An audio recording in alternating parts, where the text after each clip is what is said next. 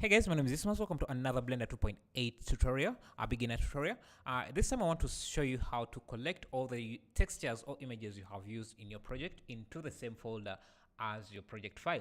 Right now you can see that this project is stored in my on my desktop in a folder 2, contemporary chair. And if we go to that folder right now, let me just navigate the desktop folder 2. You can see that's it. There is the textures are not there. And if I was to share this with a different person on their computer, or if I sent it, if I copied it and I put it on a different computer, I wouldn't be able to access those textures because they are not in this folder. And Blender will try to navigate because these are the textures here.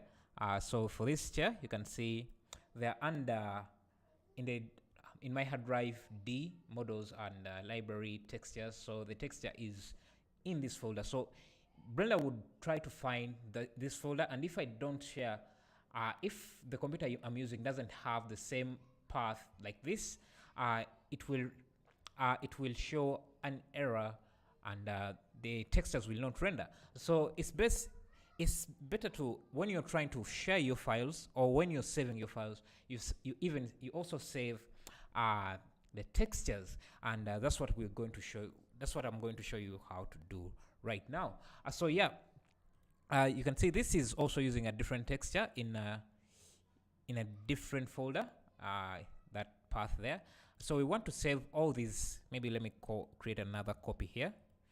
I will give it a different material and give it a different texture. Let me use this one.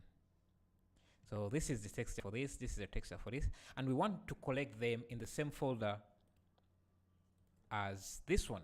So the easiest way to do this I've found is that you can go under file and then external data, pack into Blender file, into blend file, pack all textures or images into one single blend file. And what this will do is save all your files into the same folder. So sorry, in the blend file itself. So it will zip it in the blend file. So you only have to share